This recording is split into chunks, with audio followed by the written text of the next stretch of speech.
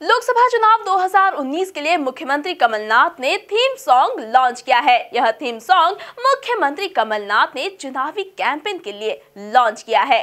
साथ ही ये सॉन्ग बुंदेलखंडी, बघेलखंडी और निमाड़ी भाषा में भी तैयार किया गया है। देखिए इस रिपोर्ट में।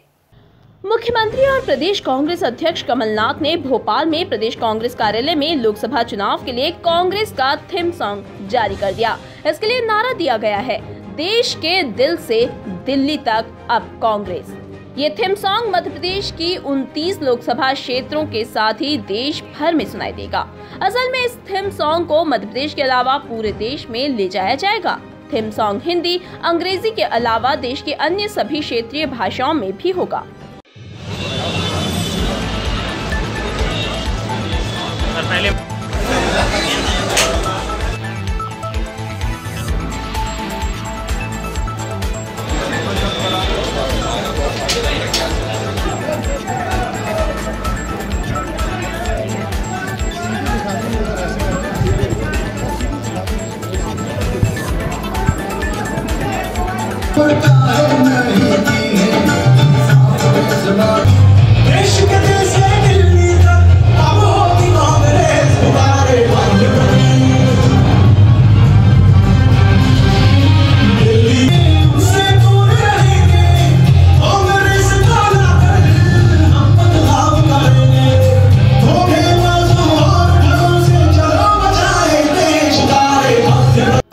लॉन्च करने के बाद मुख्यमंत्री कमलनाथ ने प्रेस कॉन्फ्रेंस में कहा कि कांग्रेस का मैनिफेस्टो देश को एक नई दिशा देगा। राजीव गांधी 21वीं सदी में देश को लेकर गए। अब राहुल गांधी इस घोषणा पत्र के माध्यम से 21वीं सदी के दूसरे दशक में प्रवेश कराने जा रहे हैं।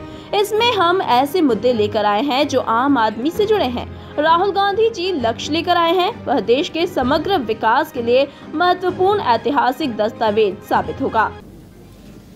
देने के लिए राहुल गांधी जी ने जो घोषणा पत्र कल दिल्ली में रिलीज किया है, हमें कुछ देश की ओर देखें। हमने 21वीं सदी में प्रवेश किया। जब 21वीं सदी में प्रवेश किया, आप सबको याद होगा जो पुराने हैं यहाँ, कि राजीव गांधी जी ने देश को 21वीं सदी में प्रवेश करने में एक दिशा दी थी। पूरा आईटी सेक्टर, उस समय जब कंप्यूटराइजेशन हो रहा था, जो बुजुर्ग यहाँ बैठे हैं, लोग मजाक उड़ाते थे, पर उन्होंने देश को ये दिशा दी थी कि जब हम 21वीं सदी में प्रवेश करेंगे, कैसा हम देश चाहते हैं। 21वीं सदी में हमने देश में प्रवेश किया है। 21वीं सदी के पहले दशक, ये जो हमारा घोषणा पत्र है, ये घोषणा पत्र 21वीं सदी के दूसरे दशक का घोषणा पत्र है कि हम कैसे प्रवेश करेंगे। 2020 में हम प्रवेश करेंगे दूसरे दशक, 21वीं सदी के दूसरे दशक में। कमलनाथ ने कहा कि 5 साल में जो देश में हुआ है, हर क्षेत्र में लोग ठगे हुए महसूस कर रहे हैं। बड़े बड़े उद्योगपति ठगा हुआ महसूस कर रहे हैं। आज देश की जनता मांग रही है 5 साल का हिसाब मोदी जी से।